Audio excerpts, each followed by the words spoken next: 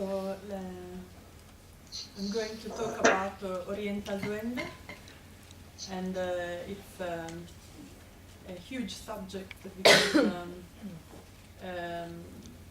although it's my profession, it's what I do in my life, and what it is exactly is still changing and taking form. And just give you a little thing. With Oriental Duende, please leave a little space so that we have exchange about it. Okay? Yes, yes. I was going to ask that because I thought I would first give my experience of that and how I live that and how it changed through the years. But I think this meeting is a good opportunity for us to find out what it can be now. Yes, also because the first point of each project is a person, and in this case, it's again, I started it. Yes. So it's important we find a common vision about it, so that others that are not present can then have a reflection about that. So please go on. This well, it was what I was going to say. I'm not invented it, so and it's a big difference because what we have been talking about before is a project of different person, and I mean every person dealing with her own project, and this is Yuma when I took or I worked on a form that Yuma was teaching at the time I joined Danza Duende. So I did my own path, of course, in this, and it's a really important part of my life. So I think I have something to share, but it was not me starting that. At the same time, it was a big need in me. My first teacher of Oriental dance was Yuma, and I was 24 years old, and Oriental dance at that time was for me a feminine dance, very elegant, very sensual, and very based on the pleasure of being in the body and a joyful way of living the present moment. And this is what I felt in a really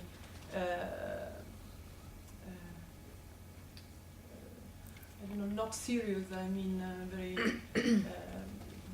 légère, light way. And it has a lot to do with pleasure. And this is the sensation I tried to find in the Oriental dance school I found after when I went back to Milan. I was in Lisbon at that time. At the time I met Yuma. And in Milan I was formed as a professional Oriental dancer.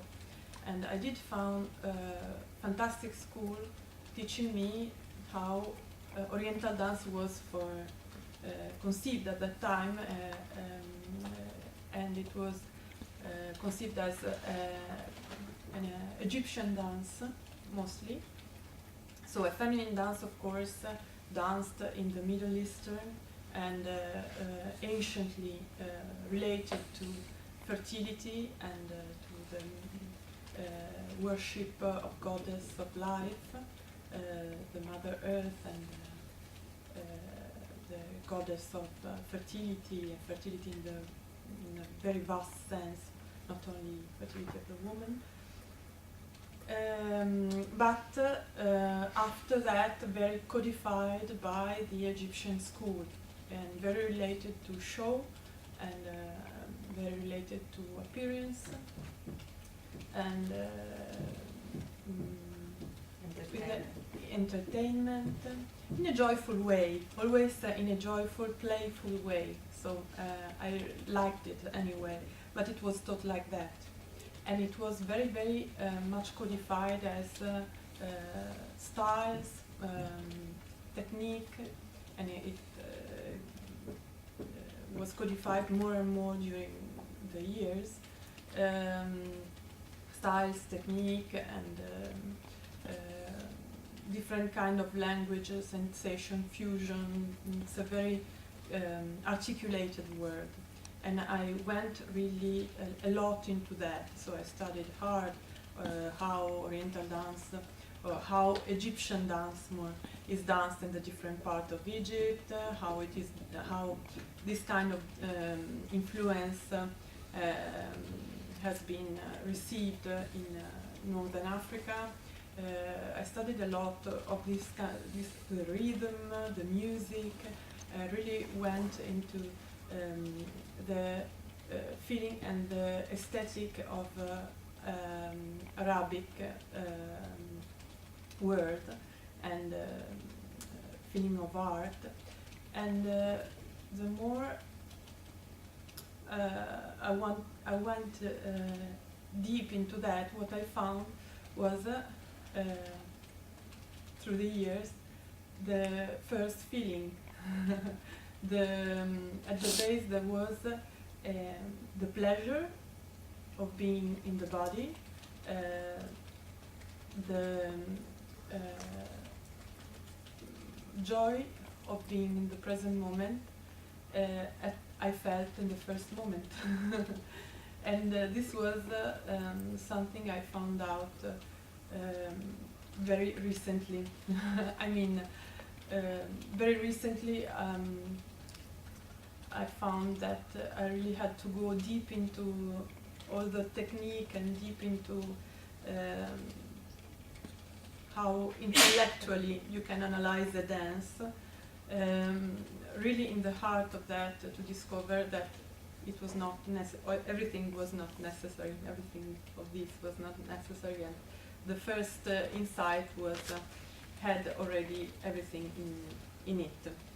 It's a bit complicated, I will explain a bit better talking about the experience. So I was formed, talking about the story, I was formed as an Oriental dancer. I tried, at a certain moment, I tried really, I really felt the need to go further because I was not Egyptian, I was not a star, I'm not, I don't have the physique of a star, and I made some studies and a commitment in my life.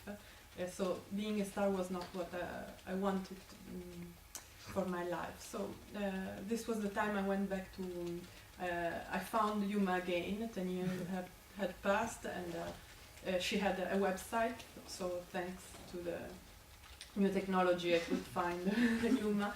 And Yuma was dealing with the Danza Duende project for the first time. So what she said, I started to work with her on Danza Duende, and her suggestion was first to work, to leave the form, not to work for example on gypsy or something different from Oriental dance, because Oriental dance was really full of habits for me. And it was true, I realized I really had to work on authenticity, or being in the body, or letting go the,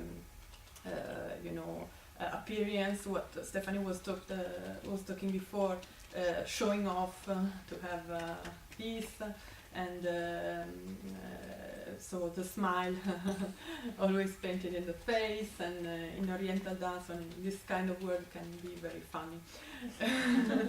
And so I did, and that's the time I invited Carolina and Monica to work on gypsy, and with Yuma Danza Duende, and myself, and with my student I started to work a bit free duende, just to work on letting go habits, the presence in the body, the freedom, the discipline, and so on. And then after that I could come back to Oriental dance with a beginner mind, really with a beginner mind, and I could dance the same dance but with another intention, with another presence.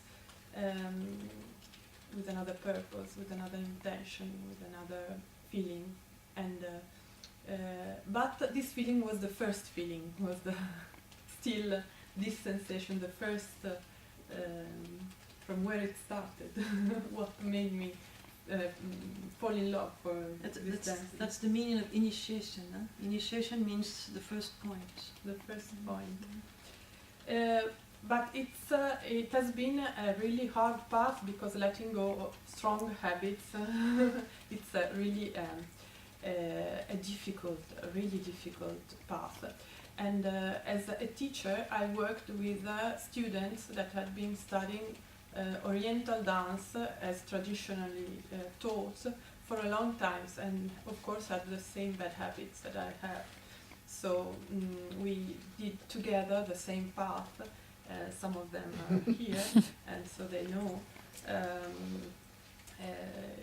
We studied together with Yuma, and so it was a common path that we did mostly with Friduende, so letting go, working Oriental dance and Friduende and something different. So these two paths helped us a lot to come back to Oriental in another way.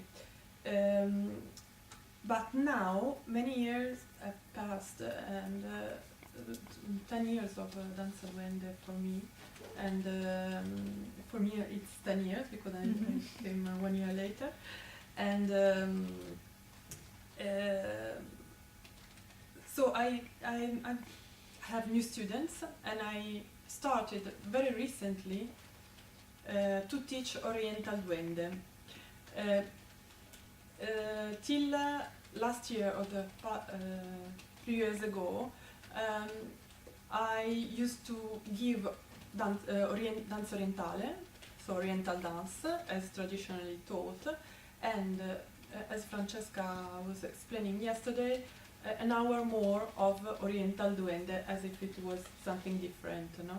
And in that hour I was more working on present, working with habits, space. I used a lot, and I use a lot, Angeli Ladroni, Angeles Ladrones, which is a very, very, very useful. It's the wisdom of space, and it helps a lot groups to dealing with their freedom, at the same time have the consciousness of space and their role in the space. It's wonderful, and but it was perceived, and I perceived that as something different from the form of Oriental dance. So it was very, very recently that I realized that when I started. Only 5 minutes left. 5 minutes, if okay. you leave me some time, because I have a lot of things to explain. Okay, so what is for me now, after that, Oriental Duende, so how I teach it now and I perceive it now, it's a feminine dance, and it has a lot to do with sexuality, the energy of life, a joyful way to be in our own body, the feminine and the masculine together. But I realized this is already in the technique and in the feeling of the dance. So I found out that I don't have to find something else or something new, but to find inside the dance the points to work all these things. So masculine and feminine, the pleasure of movement, symbols, of course, the spiral aids are very important, and are the things that I work on. And I use a lot this Angeli Ladroni, consciousness of space, the way to be in the space without just being, without fear, without expectation, and I work all this through the dance, Oriental dance. Can I talk a little bit? Yeah. I forgot to put the 5 minutes. So we will have a little bit more. I forgot. So you had more time. In this case, with Oriental and Gypsy Duende, it's a little bit different for two reasons, I think, basically.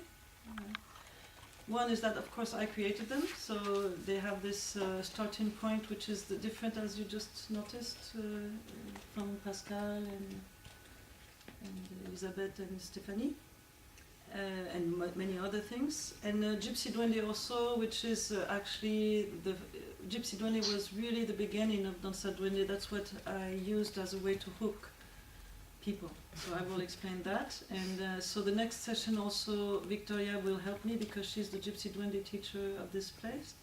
And Alexandra because she's the main Gypsy Oriental and founder of the school. But actually I previously from them created these, and I would like to explain why I wanted also to talk about it. Is that Oriental Duende is one of the schools I will propose tomorrow to change the names. And I will explain to you I'm going to try to be a little bit synthetic about it. When I became an Oriental dancer, there's a lot of things you know already. You can read my text, you know all these things I told you. But when I started to be Oriental dance, professional dancer, I really met the world of this, and actually the Egyptian world, the Moroccan world, the Tunisian world.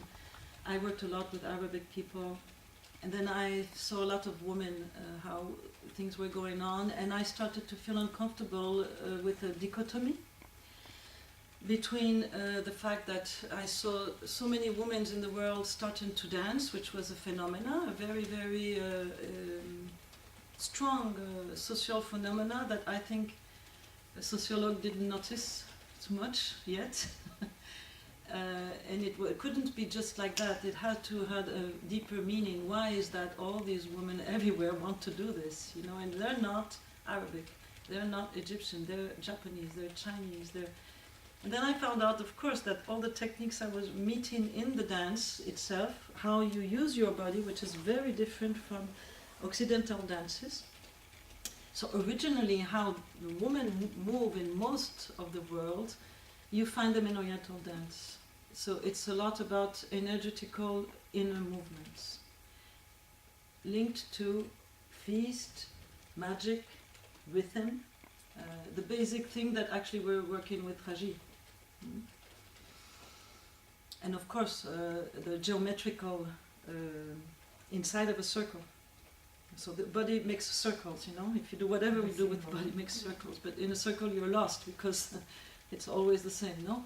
Inside of the body, you have lots of things that you can do, and usually they're not so much explored, so precisely linked to sensations of organic fertility, which is truly possible to feel in the dance, Oriental dance.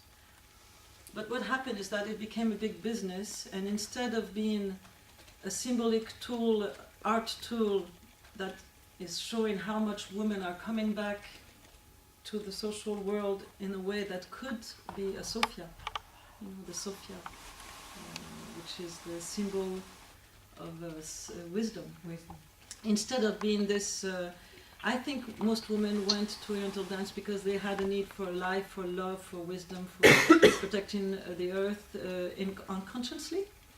But of course, with all the problems we have as women in a patriarchal world since millions of years, a long time. So we have all these things that a lot of women are abused, a lot of women are raped, a lot of women have children and don't have anybody to help them. All these things are very concrete, and also all the wars. In the wars, the man died, last two wars, mondial wars, and this left all women alone because a lot of men went to war and died. So instead of being a way to make a transmission, what I was finding was something that was becoming a patriarchal woman world.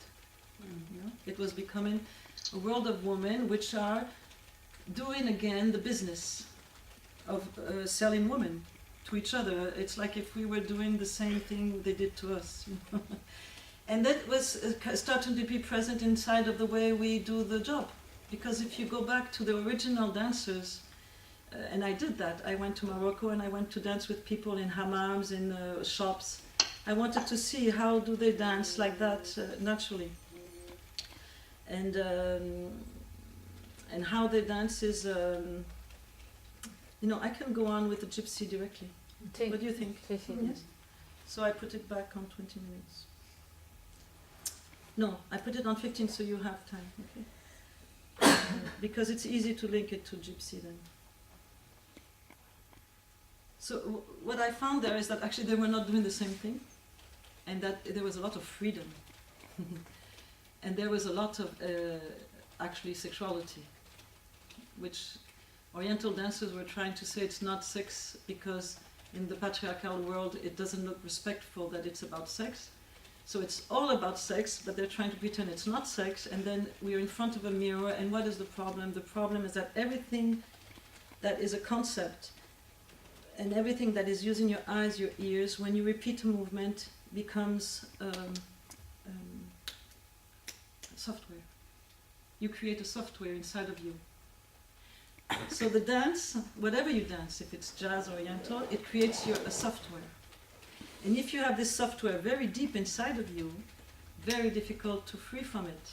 Because the software of how you look at the mirror, the software of how you listen to the music, to how you relate to others, like, for example, having a lot of thoughts of not good self-esteem, having a lot of thoughts of frustration, even if you feel joyful, in the classes, when you are all next to each other in front of the mirrors, if there's not a very kind setup, everything that you see in the mirror makes you away from yourself, because you're looking over there at the opposite of yourself. This is just a little example. I'm not going to explain all. It's huge, huge, huge thing going on.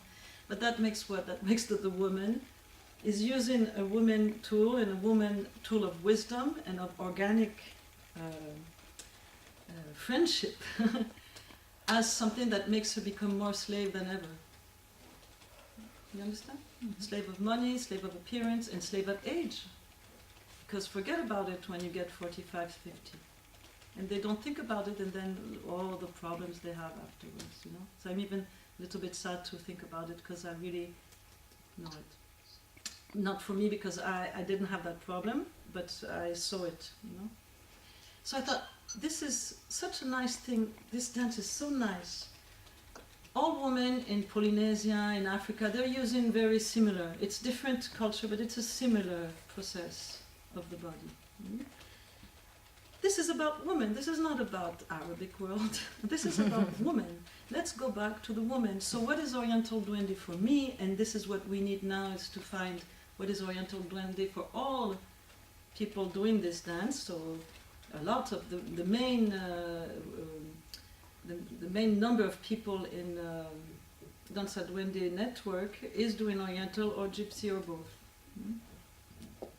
How can we have a common vision of this? And how can this common vision have personal and very different ways to do that? So my proposal from the beginning was that the autonomy of your center in the spine, so your sense of the center of your spine, this is what I found out in my own dance. This center of your spine and of your breath and of this links all, of course, chakras. I'm not going to be very metaphysical about this, but that's what you meet when you dance, If you find that it can work together, then you can find that actually, based on that erection of your center, it's just a metaphoric world, you can feel free because it gives you a support that is not outside of you, but is with you. So you're not looking for a man or somebody. A man is symbolic. It's not a man. It's a symbol, public, to give you the support you need, because actually you're not trying to be approved. You're not trying to show how weak you are. You're just expressing, manifesting the pleasure and the beauty and the wonderful thing of life. So that's what women do. You understand? But we need wisdom, because if we don't have that wisdom, how can we free ourselves from what makes us feel so depressed and so complicated and so emotional and so dependent? And how can we help the world anyhow and our children if we don't understand what is our own problem? And it's not to make dance philosophical, it's just to make dance free, to set it free. So that's why I try to set free from the mirror, but use the mirror. it's not rejected, etc. So other thing of danza duende, which goes back to danza duende, yes. So now I go to gypsy. Is that okay? I'm not too quick? I'm okay. Yeah. Quite quick. I'm quick, huh? Yes, Because I have quick. little time, you know. You want me to go slower? We can give you 20 minutes more if you want. extra. Extra time. But anyway, all these things I wrote and I say, and I will do more about it because that's why I want to do my retreat thing. I will take movies and all that, and you can all do that. We can create the university tomorrow. Talk about it. We're able to create the university. So now, gypsy. Gypsy was something very personal because I have gypsy blood, I think, I believe, I have it, I feel it since I'm a child, and I was a gypsy soloist when I was 13 years old in a professional Russian company, so it's very easy for me, you know. And then I noticed that when I started to do these dances, I was the only one because it was not at all fashion at that time. Oriental was fashion, but not gypsy. And I was a little bit fed up with the Oriental and all these, because, you know, excuse me, but in Egypt they were smart. They didn't do all this. They made it for you. This was not original. You understand? Yeah, sure. They made all this, and even the clothes that are so easy to break, they made it because they're smart and they wanted to make money. If you divulge this, I'm going to have problems, but I have problems already. So all of this comes from people that were not honest about art, and they found out they could be rich, and they are rich. And women have been very stupid of spending all their money on being fooled up by people who use the Oriental dance just to be rich. Okay? It's the same happening with meditation, with everything. But for women, I think it's very important that we are aware of how much we are powerful, not in the sense of feeling revolutionary, but in the sense of maybe doing our best so that something nice could happen in our lives and others' lives in this very violent moment coming. Because I always felt violence was coming on the world. I always felt that what is happening now with all the things we can see on news. Since I'm a child, I was with that feeling it was going to happen. I don't know if you understand what I mean. So I wanted my art to be art that would be really art, but I wanted also my art to be adapted to what it is I am born for. And I was born to be useful to whatever I could not find. You understand? What I could not find in art, I had to do. Because others are not good doing it for me. So I cannot find love, I have to do it. I cannot find this, I have to do it. I cannot... You understand the process? So, but gypsy was very fancy, people like it. I was good at it, they got crazy about it. So I thought, if I want to create danza duende, to hook them is gypsy. So I deliberately hooked people with the workshop called Sex, with Goran Bregovic, and it was gypsy, and that's how I started danza duende as a preparation. So it was before 11 years of danza duende. The preparation was a gypsy duende tournée to gather people, and when they were all, I told them, why do you want to try this? You understand? So what was Gypsy Duende mainly about? It was about so Oriental Duende, you understand now, the center, masculine, which is not a man but a principle, and the peripheric, which is not feminine but is a principle. So it's very geometric, but it's also very organic, and very concrete. Excuse me. Clear. Concrete. It's healing. Huh? The Gypsy Duende was a different thing, because the Gypsy Duende